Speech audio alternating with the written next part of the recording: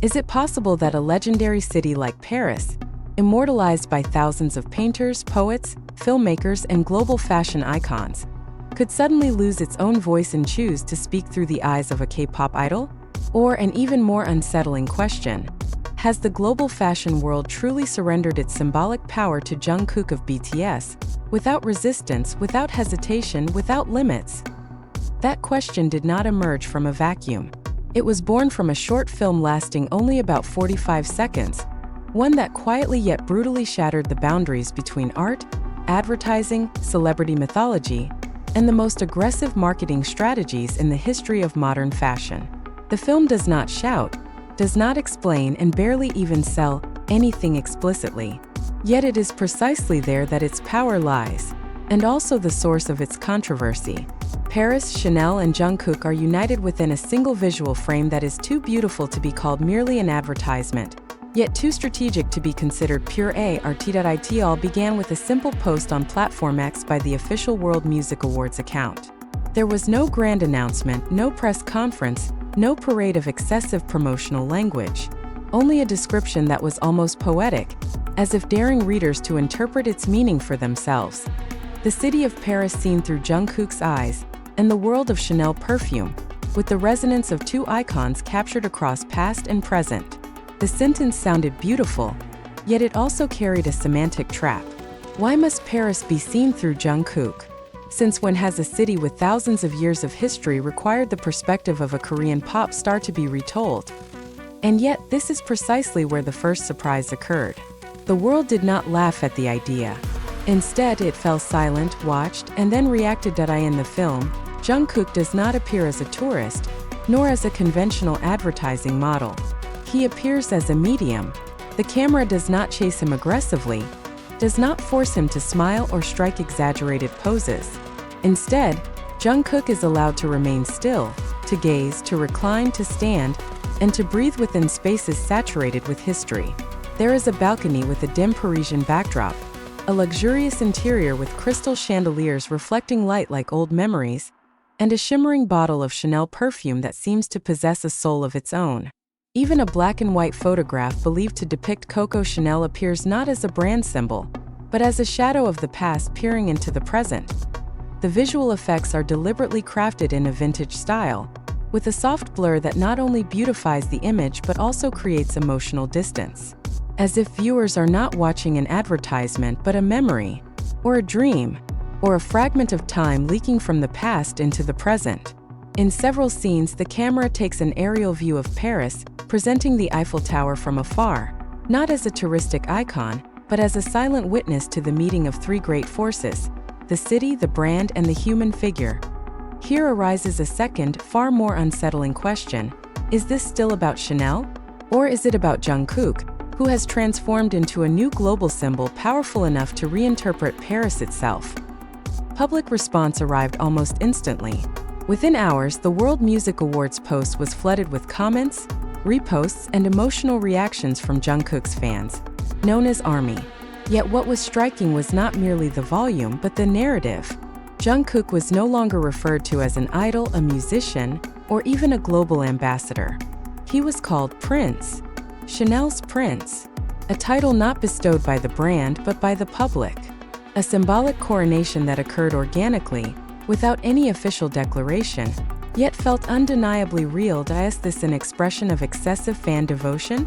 Or is it proof that Jungkook has transcended conventional categories of celebrity? Early data shows just how quickly this appeal took effect. In a short time since its publication on January 2, 2026 at 13:46 Greenwich Mean Time, the post had been viewed thousands of times, received hundreds of likes and reposts, and spread across various global communities. These numbers may appear modest compared to massive viral phenomena in the digital era, but it is the context that makes them significant. This is not music content, not an album teaser, not a controversial drama. It is a short fashion film, a genre that is typically exclusive, elitist, and confined to certain circles.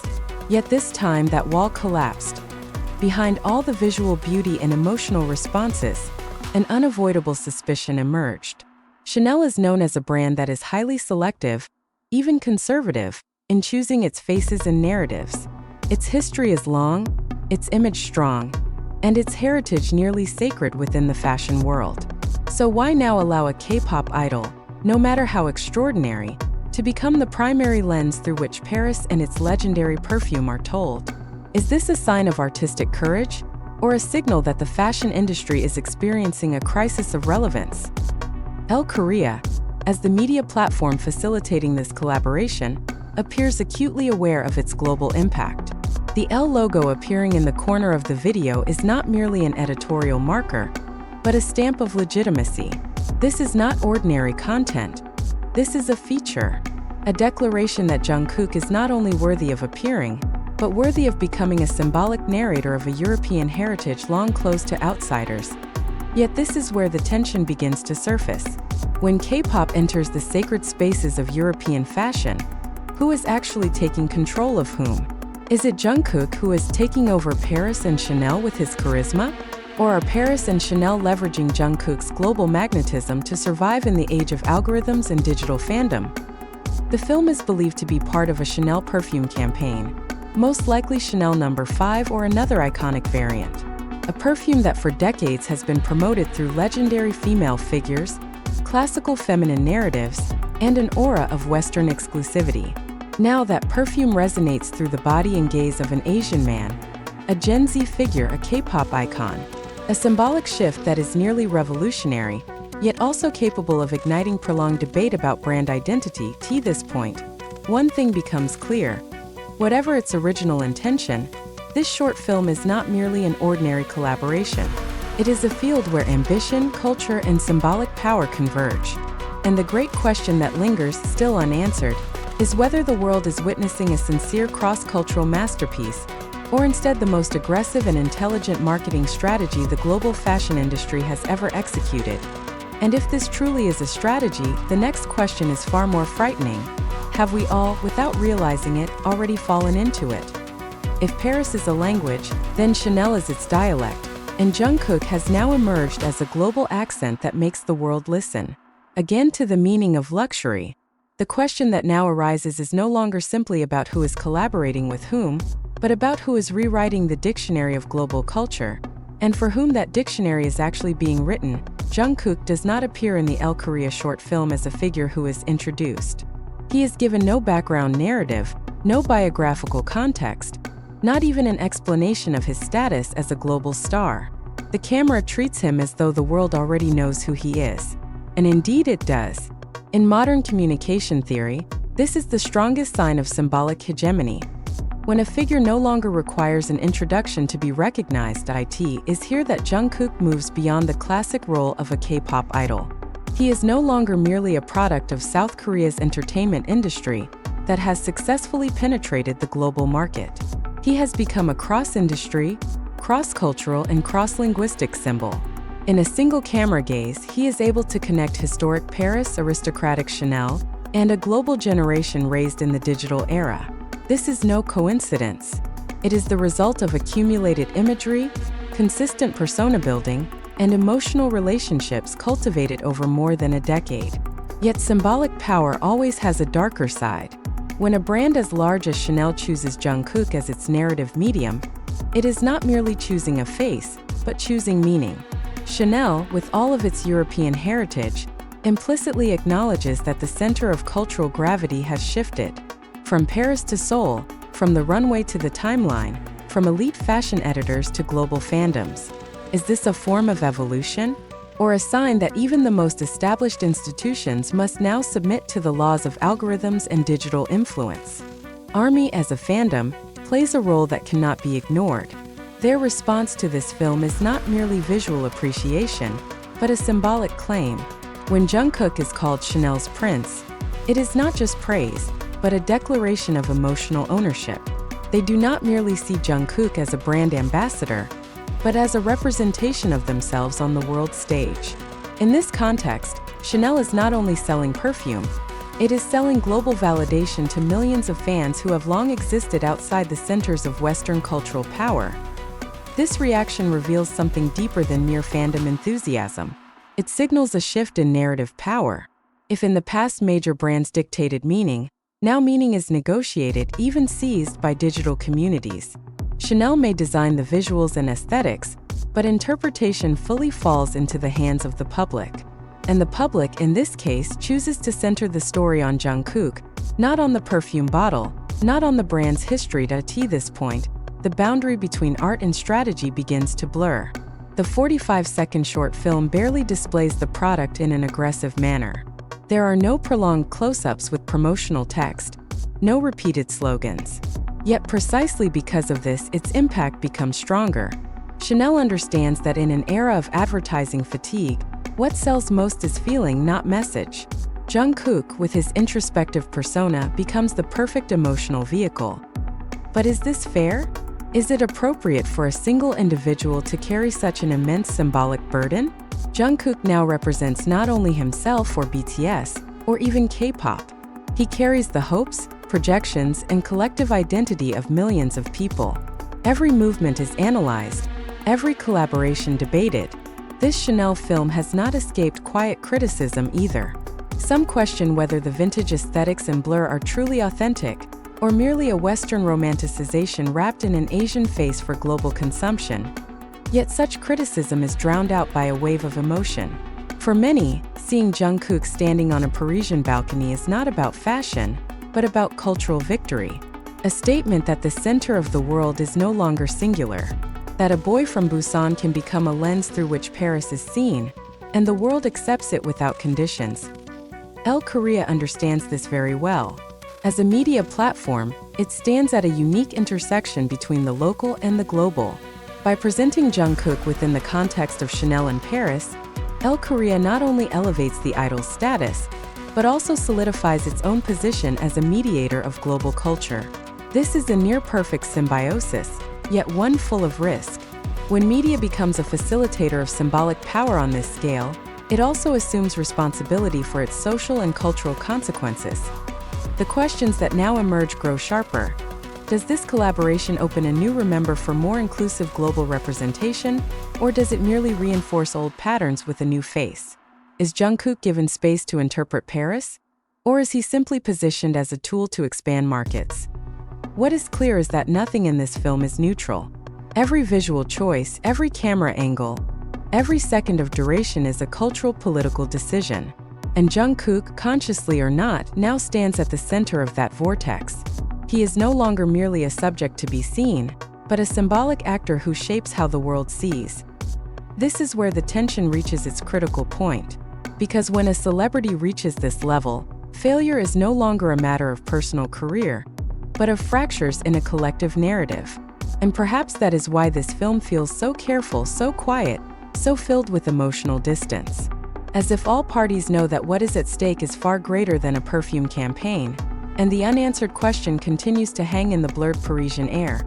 Is Jungkook enjoying his highest level of artistic freedom, or has he instead entered the most subtle and invisible game of global capital?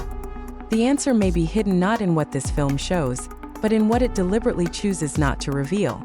Then we arrive at the question that from the very beginning has been deliberately avoided, yet has become the very center of this entire phenomenon. Are Paris, Chanel, and Jungkook truly united in a cross-cultural masterpiece, or are we in fact witnessing one of the most aggressive, most intelligent, and most emotionally charged marketing strategies ever created by the global industry? The answer is not as simple as yes or no. The power of this collaboration lies precisely in its ability to exist in a gray zone, between beauty and interest, between art and capital, between sincere admiration and mass emotional manipulation. The 45-second short film functions like an optical illusion. Each viewer sees something different, yet everyone feels moved. For the fashion world, this collaboration is a loud signal that the old era has ended. Paris can no longer stand on history and classical symbols alone. Chanel can no longer speak solely through the legacy of Coco Chanel. The world has changed, and attention has become the most valuable currency. In this context, Jungkook is not merely an option but a necessity. He is a global magnet capable of attracting a generation that may have never even smelled Chanel perfume, yet is willing to watch a short film repeatedly simply because of the gaze in his eyes. Yet this is where the greatest irony emerges. The more successful this strategy becomes, the harder it is to distinguish genuine artistic expression from emotional construction designed with precision. The vintage aesthetics, blur effects, and narrative silence are not merely stylistic choices, but psychological techniques that invite nostalgia and emotional intimacy. Viewers are not invited to buy, but to feel. And once emotions are engaged, rational decision-making often lags far behind. Jungkook, meanwhile, occupies a nearly paradoxical position. He appears calm, introspective, even fragile in the film. Yet it is precisely this image that makes him so powerful. He does not impose dominance, but his presence fills every space. Paris seems to revolve around him, not the other way around. And it is at this point that many begin to realize something unsettling. Jungkook is not being borrowed by Chanel. Rather, Chanel is borrowing meaning from Jungkook. Global public reaction reinforces this impression. Conversations across social media do not focus on the scent of the perfume, the composition of its ingredients, or even the bottle design. What is discussed is Jungkook, his expression, his aura, and the meaning of his presence in Paris. This is both the worst nightmare and the most beautiful dream of a luxury brand. The product becomes the backdrop. The human becomes the story. Is this dangerous? For some observers, yes. When a brand relies too heavily on a single figure, it risks its long-term identity. But for others, this is the most honest adaptation to a new reality. The world is now driven by figures, not institutions. By personal stories, not corporate manifestos. El Korea, with careful precision, positions itself squarely at the center of this vortex. They do not judge, they do not explain explicitly, and they do not impose conclusions. They simply open a space, then allow the public to fill it with their own emotions and interpretations. And perhaps that is the greatest surprise of all.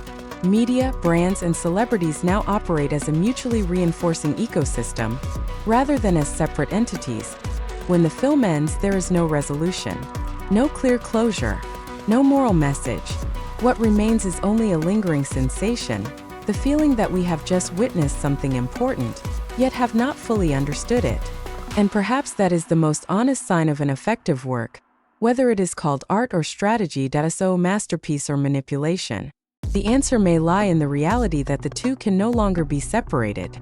In an era where emotion is a commodity and attention is currency, collaborations like this become a mirror of the times. Jungkook, Paris, and Chanel are not merely three icons within a single frame, but symbols of a world searching for new meanings of luxury, identity, and cultural power. And when we finally realize how deeply we have become emotionally involved, one final question emerges, softly yet hauntingly. If just 45 seconds are enough to shake global perception, what else is being prepared? And are we truly ready for its impact?